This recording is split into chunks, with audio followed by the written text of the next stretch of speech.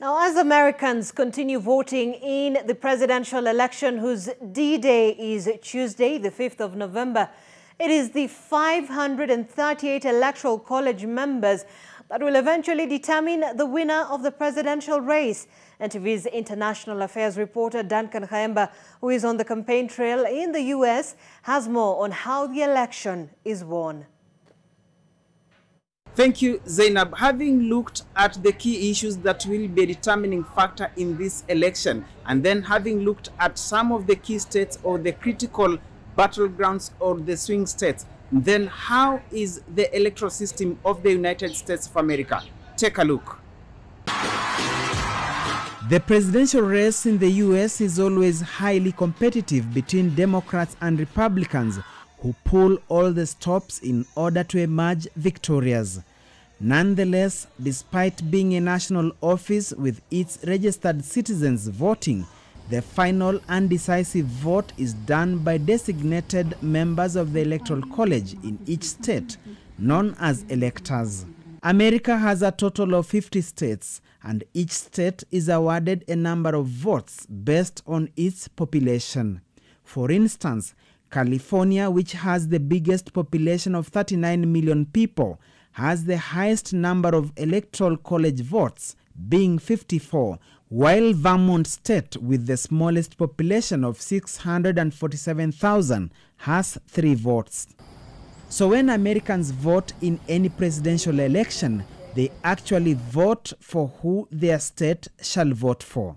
Whoever gets the highest number of votes from citizens, even if they win by a slim margin of 1%, say a Democrat or Republican gets 51% and the opponent gets 49% in a tightly contested race, then the winner sweeps all the Electoral College votes. Like in 2020, Joe Biden won Pennsylvania by 1.2%, being his birthplace, before shifting to Delaware. Only 2 states, Nebraska and Maine, have a slightly different process that occasionally forces them to split votes between the candidates. Using the congressional district method, these 2 states allocate 2 electoral votes to the state popular vote winner, and then 1 electoral vote to the popular vote winner in each congressional district, being 2 in Maine and 3 in Nebraska.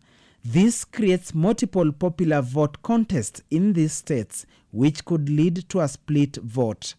In total, there are 538 Electoral College votes, and to win the presidency, a candidate needs to scoop majority of 270 votes and above, being 50 plus 1.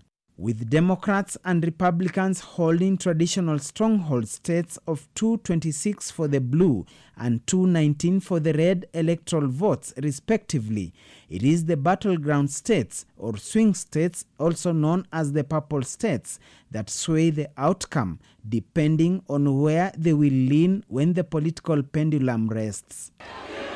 Duncan Khaemba, NTV. Let's not forget.